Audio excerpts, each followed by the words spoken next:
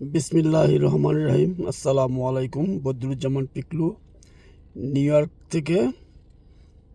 সকাল 3:15 আবার একটু কিছু বলতে ইচ্ছা হচ্ছে, তাই বলছি। বর্তমানে বাংলাদেশের রাজনৈতিক পরিস্থিতি একদিক দিয়ে শান্তি পেয়েছে, একটি জগৎ একটা জগতে চাপা স্বৈরাচার, খুনি এবং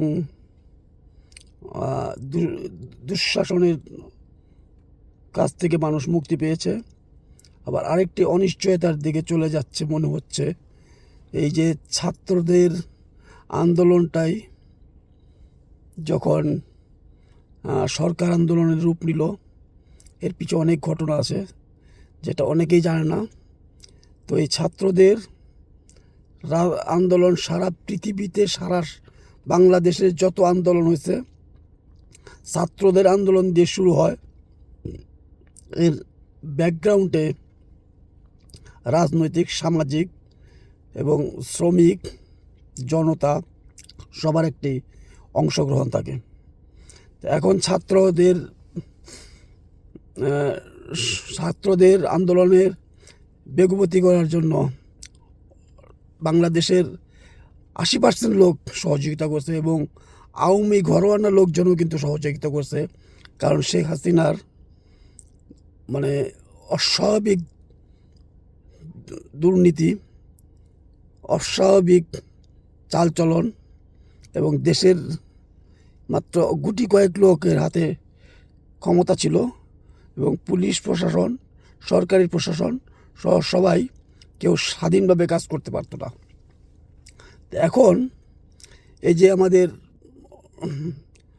শেখ হাসিনা সরকারের পতনের পর যে সরকারটি হয়েছে, ডক্টর মোহাম্মদ ইউনূস স্যার আন্তর্জাতিকভাবে অনেক বড় লোক, তার অনেক সম্মান। আর তাকে আমাদের দেশের বর্তমান পরিস্থিতিতে একজন উপদেষ্টা হিসেবে পাওয়ায় আমরা মনে করি এটা আমাদের একটা ভাগ্য। এর মাঝখানে আবার কিছু প্রশ্নও আসতেছে, যেমন আসিফ নজরুল স্যার ছাত্রদের আন্দোলনের সামনে দাঁড়িয়ে ছাত্রদের নিয়ে আন্দোলন করছেন এবং সেইটার সফলতা আসছে। আর সেই কারণেই প্রথমেই যখন সেনাবাহিনী সবাইকে ডাকা শুরু করলো, রাজনৈতিক দল, তখন আপনাকে গুরুত্ব দিয়েছে। তার মানে এই না যে আপনি একাই এই আন্দোলনের নেতৃত্ব দিয়েছেন। আপনাকে অনেক পছন্দ করি আমরা, অনেক আপনার টকশো শুনছি। এখন আপনি যদি উল্টাপাল্টা করতে থাকেন আসিফ নজরুল স্যার, তাহলে কিন্তু সমস্যা আরও প্রকট হওয়ার সম্ভাবনা আছে। 2 নাম্বার, ছাত্ররা ভাষা আন্দোলন করছে, তার জন্য কিন্তু ছাত্রদের আলাদা কোনো প্রতিদান দিতে হয় নাই। ছাত্ররা স্বাধীনতা যুদ্ধে বহু শহীদ হয়েছে, রাজপথে মিছিল মিটিংয়ে পাকিস্তান আর্মির কাছে অনেক মারা গেছে। তার জন্য কিন্তু স্বাধীনতা পরে ছাত্রদের কোনো অতিরিক্ত কোনো মূল্যায়ন করতে হয় নাই। 90-এ এরশাদ বিরোধী আন্দোলনে ছাত্ররা সবচেয়ে বেশি ভূমিকা রেখেছে। তারপরেও কিন্তু সেই ছাত্রদের ডেকে আলাদা কোনো মূল্যায়ন করতে হয় নাই। তারপরে যখন ফখরুদ্দিন মইনুদ্দিনের সরকার আসলো, সেই সরকারের কিন্তু আওয়ামী লীগ, ছাত্রলীগ সহ বিভিন্ন ছাত্রদের অবদান, সেখানে কিন্তু ছাত্রদের আলাদা কোনো মূল্যায়ন করে নাই। ছাত্রদের দ্বারা সব কিছু হয়, ছাত্রদের মাধ্যমেই হয়, কারণ ছাত্ররা সচেতন থাকে। ছাত্ররা সবচেয়ে বড় জিনিস যে তারা খুব নির্দলীয় থাকে, এই জন্যই তাদের আন্দোলনে মানুষ সহযোগিতা করে। এখন অনেকগুলি ঘটনা দেখলাম। আমি গতকাল একটা ইউটিউবে দেখলাম, একজন কলেজের প্রিন্সিপাল অথবা প্রফেসর, একজন মহিলা, তার সঙ্গে একটা ছেলে দাঁড়ায় কথা বলতেছে। মহিলা বারবার বলতেছে, তোমরা কি চাও যে পরীক্ষাটা পিছাবো, নাকি পরে নিব, নাকি 2-1টা সাবজেক্ট বাদ দিব? একটি ছেলে তার সামনে দাঁড়ায় বলতেছিল পরীক্ষা নিব না। আমার মনে হয় সেই ছেলেটাকে মার্ক করেন সে আসলেই ছাত্র কিনা। কারণ ছাত্রদের মাঝখানে অনেক উলটপালট লোক প্যান্ট শার্ট পরে সুন্দর চুল কাট করে সুন্দর কাপড় পরে ঢুকে পড়েছে আমার যা মনে হচ্ছে। তো ছাত্রদেরকে যদি এখন রাজপথ থেকে সরিয়ে শিক্ষা প্রতিষ্ঠানে না নেন, আরও অরাজকতা হবে এবং আরও বেশি দেশের ক্ষয়ক্ষতি হবে। এবং এর ভিতরেই আওয়ামী লীগের সরকারের যে সমস্ত লোকরা অগাধ পয়সার মালিক, তারা ওই পোলাপানগুলিকে, ওই ছাত্রগুলিকে পয়সা দিয়ে বিভিন্নভাবে মডিফাই করতেছে। তারা ডাইরেক্ট আওয়ামী লীগ করে না, কিন্তু তৃতীয় পার্সন দিয়া তাদেরকে উদ্বুদ্ধ করতেছে। অনেকেই বলতেছে এই ছাত্ররা কীভাবে এত দামি দামি গাড়ি নিয়ে এই চিটাং যাচ্ছে, ওইখান যাচ্ছে, এটা কিভাবে সম্ভব? সুতরাং দেশে কিন্তু অরাজকতা পরিস্থিতি আসতেছে। তো এই কথা চিন্তা করে সবাইকে আমি ইউনূস স্যারকে বলবো বিশেষ করে। এবং একটা জিনিস আপনারা খেয়াল করছেন, 17 সদস্য না 14 সদস্য বিশিষ্ট উপদেষ্টা কমিটি, সেখানে কিন্তু মাত্র 2-3 জন কথা বলতেছে মিডিয়ায় আসছে। আর সবাই যারা, তারা কিন্তু তেমন কিছু বলতেছে না। তার কারণ দে আর জেন্টেলম্যান। আর কেউ যদি চিন্তা করে থাকেন যে আরেকটা নতুন পার্টি করবেন, সেটা বোকামি করবেন।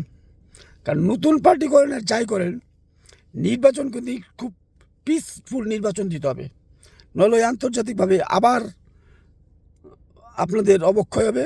দেখেন এই যে পাকিস্তানের নির্বাচনে সরকার বানায়ও টিকা রাখতে পারছে না, আবার আন্দোলন শুরু হয়েছে। সুতরাং রাজনৈতিক দলের আন্দোলন কখনো দামায় রাখা যাবে না। সেটা আওয়ামী লীগ বলেন, সেটা বিএনপি বলেন, সেটা জামাতে ইসলাম বলেন, সেটা জাতীয় পার্টি বলেন, সেটা কমিউনিস্ট পার্টি বলেন, সেটা নাগরিক ঐক্য বলেন, সেটা যে কোনো দলই বলেন, রাজনীতি করার জন্যই কিন্তু পৃথিবীতে রাজনৈতিক দল সৃষ্টি হয়েছে। সাধারণ মানুষ দিয়ে দেশ জয় করা যায় না, সাধারণ ছাত্র দিয়ে অনেক বড় কিছু করা যায় না। সাধারণ ছাত্রদের পিছে অনেক ব্যাকআপ আছে। আমার জানা মতে আমরা প্রবাস থেকে এই আন্দোলনে পিছে যাদের সহযোগিতা আছে, এটা আপনারা জানেন না কী পরিমাণ সহযোগিতা আছে। বিভিন্নভাবে সহযোগিতা করা হয়েছে। আমরা দূরে আছি, আমরা এটার অবদানও চাই না, আমাদের মূল্যায়নও চাই না। আমরা সহযোগিতা করছি। আমাদের সকলের একটা টার্গেট ছিল যে এই হাসিনাকে না সরাতে পারলে এই বাংলাদেশ ঠিক হবে না। আমরা সরার পর আমরা ভাবতেছিলাম যে হয়তো বাংলাদেশ আজকে মুক্ত হলো, কিন্তু রিসেন্টলি গত 16 দিনে যা দেখতেছি, কিছু উল্টাপাল্টা দেখতেছি। তো আপনাদের কাছে অনুরোধ, আসিফ নজরুল স্যার, আপনাকেও বলতেছি, আপনি যেমন ছাত্রদের নিয়ে বের হয়ে আসছেন, আপনি যেমন ছাত্রদের নিয়ে উপদেষ্টা কমিটি আছেন, আপনি বলেন ছাত্রদের যে তোমরা এখন লেখাপড়ায় ফিরে যাও। আর অটো পরীক্ষা পাস দিতে হবে, এটা একটা আওয়ামী লীগ সরকারের যে বড় দুর্নীতিবাজ কথা, ঔদ্ধত্যপূর্ণ কথা। পড়ালেখা করার জন্য ছাত্র, পড়ালেখা করার জন্য কলেজ, পড়ালেখা শেষ করার জন্য পরীক্ষা, এটা মনে রাখতে হবে। সুতরাং আপনাদের কাছে অনুরোধ করব, ছাত্রদের কলেজ স্কুলে ফিরে যেতে সহযোগিতা করুন। এই ছাত্রদেরকে আমি আমেরিকায় আছি 20 বছর ধরে, আজকে এই যে ছাত্র যে কাজ করতেছে রাস্তায়, তাদের কলেজে ফিরে যেতে করুন এবং একটা অপশন বাংলাদেশে সৃষ্টি করেন। ছাত্রদেরকে পার্ট টাইম জব করার একটা ব্যবস্থা করে দেন সব ডিপার্টমেন্টে, পাবলিক, গভর্নমেন্ট, বেসরকারি, পুলিশ, আর্মি, সব জায়গায়। যেটাকে বলে ইন্টার্নি, আমেরিকাতে বলে ইন্টার্নশিপ। সেই ছাত্রদের যদি পার্ট টাইম জবের ব্যবস্থা করে দেন, দুইটা জিনিস হবে। একটা জিনিস হবে, তারা লেখাপড়ায় মনোযোগ দিয়ে নিজের হাত খরচটা নিজে নিয়ে চলতে পারবে। আর 2 নম্বর হবে, বাপ মাদের ছেলেদের পিছে লেখাপড়া পিছে খরচ করতে যে অবৈধ পয়সা উপার্জন করতে হয়, সেটার থেকে তারা কমে আসবে। তো আমি আপনাদের কাছে অনুরোধ করব, এবং আমি ছাত্র ভাই যারা তোমরা আসো, আমার চেয়ে অবশ্যই ছোটো, আমার মেয়ের বয়সের চেয়েও ছোটো, তোমরা তোমাদের শিক্ষা জীবনে ফিরে যাও। এইভাবে থাকতে থাকতে আজ থেকে কয়েক মাস পরে যদি একটা চাকরির নিয়োগ বিজ্ঞপ্তি দেয়, তখন যদি তোমার পরীক্ষার রেজাল্ট ভালো না হয়, how to you can attempt this পরীক্ষা, how to you can fight to বৈষম্য বিরোধী থাকতে হবে এবং নিজেরও যোগ্যতা থাকতে হবে, মেধা থাকতে হবে। তা না হলে আপনারা চাকরি পাবেন কেমনে, তখন আবার আরেকটা আওয়াজ তুলবেন এই যে আবার দুর্নীতি হইতেছে। তো সুতরাং এগুলি করে হবে না। ছাত্রদের নিয়ে রাজনৈতিক নেতারা খেলে, অনেক রাজনৈতিক নেতারা খেলে, ইদানিং বিশ্ববিদ্যালয় কলেজের শিক্ষকরাও খেলা শুরু করছে ছাত্রদের নিয়ে। তো এই সমস্ত বাদ দেন, একটা সুন্দর বাংলাদেশ গড়ুন। একটা সুন্দর বাংলাদেশ যদি করতে পারেন, আমরা যারা প্রবাসে, বিশেষ করে আমেরিকা, ইউরোপ, অস্ট্রেলিয়া, এই সমস্ত দেশে আছি, কানাডা, আমাদের মতো লোকগুলি 60-65 বছর বয়সে বাংলাদেশে যেয়ে থাকতে চায়। আজ বাংলাদেশের অবস্থা, দুর্নীতি, শিক্ষাখাত অনেক খারাপ, এই জন্য কেউ যাইতে পারে না। আর যদি শিক্ষাখাত আর দুর্নীতি ভালো হয়, নিরাপত্তা পায়, 80% লোক 60-65 ঊর্ধ্ব যারা, তারা দেশে চলে যেতে পারবে। এবং তারা এখান থেকে যে রিটায়ারমেন্ট বেনিফিটটা পাবে, প্রচুর টাকা, সেই টাকাটা বাংলাদেশে বসে যদি ভাঙতে পারে, এটা আরেকটা রেমিটেন্স কাজ করবে। তা আমি ডক্টর ইউনূস স্যারকে বলবো, স্যার আপনি দেশ গড়ুন, এবং দেশ গড়তে হলে আপনি ভালো করে আমার চেয়ে জানেন যে কাদের কাদের সহযোগিতা নয়। আপনি একটা জিনিস মনে রাখবেন, একটা দলে 100% ভালো লোক পাবেন না। আপনার রাজনৈতিক নেতাদের সাথে আলাপ করতে হবে, আপনার সামাজিক লোকদের সাথে আলাপ করতে হবে, সরকারি আমলাদের সাথে আলাপ করতে হবে। আপনি আমার চেয়ে ভালো বুঝেন স্যার, আমি বেয়াদবি করলে ক্ষমা করবেন, কিন্তু এই সমস্ত নিয়ে আপনি কাজ করেন। ওই কার বিচার, কি বিচার, ওগুলি হলো কোর্ট দেখবে, আদালত দেখবে। এখন সর্বপ্রথম যেটা দরকার, সে হলো ছাত্রদেরকে কলেজে, স্কুলে ফিরে যেতে হবে। আর আরেকটি কথা আমার মনে হচ্ছে, এই যে এত অবৈধ টাকা লুটপাট হয়েছে, এই টাকাগুলা উদ্ধার করার একটা সুন্দর পথ আছে। সেটা হলো খুব দ্রুত একটি ঘোষণা দিয়ে দেন বাংলাদেশে যে আগামী 1 মাসের মধ্যে বর্তমান যত টাকা আছে সব টাকা ব্যাংকে জমা দিতে হবে, কারণ আমরা টাকা পরিবর্তন করব।